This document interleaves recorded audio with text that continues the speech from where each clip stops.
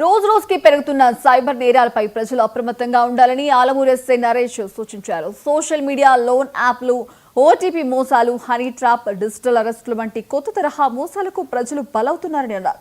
ఇలాంటి అనుమానాస్పద లింకులు, యాప్లు డౌన్లోడ్ చేయొద్దని, బ్యాంకు ఖాతాలకు స్ట్రాంగ్ పాస్వర్డ్లు పెట్టుకోవాలని చెప్పారు.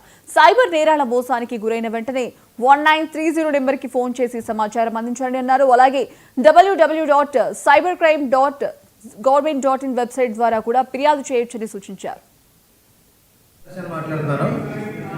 ఈ మధ్యకాలంలో ఎక్కువగా సైబర్ నేరాలు అనేవి బాగా ఎక్కువగా జరుగుతున్నాయి. మీ అందరికీ తెలిసిన విషయమే. ముఖ్యంగా ఏంటంటే బ్యాంకుల నుంచి ఒక లింక్ పంపించి ఎస్బీఐ బ్యాంక్ కానీ మిగతా ఇతర బ్యాంకులు కానీ దాని నుంచి ఒక లింక్ పంపిస్తున్నారు, వాట్సాప్లో ఒక లింక్ పంపిస్తున్నారు.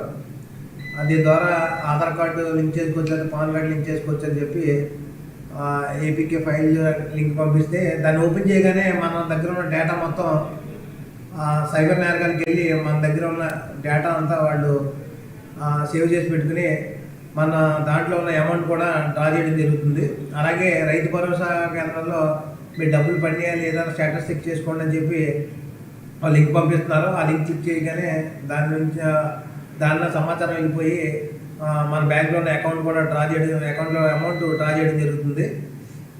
ఇటువంటి ఏ లింకులు వచ్చినా కానీ మీరు పొరపాటుగా కానీ క్లిక్ చేయొద్దు. ఎందుకంటే ఏ బ్యాంకులు కూడా లేకపోతే రైతు భరోసా కేంద్రాలు ఏవి కూడా మనకి ఇలా లింకులు పంపించి చెక్ చేసుకోమని ఏ విషయం కూడా చెప్పదు. ఇలా చేస్తే మనం మన దగ్గర ఉన్న డేటా మొత్తం వాళ్ళ దగ్గరికి వెళ్ళిపోయి మనం మనీ డ్రా చేసి మన బ్యాంక్లో ఉన్న అమౌంట్ మొత్తం డ్రా చేసేస్తున్నారు. మీరందరూ గమనించారు.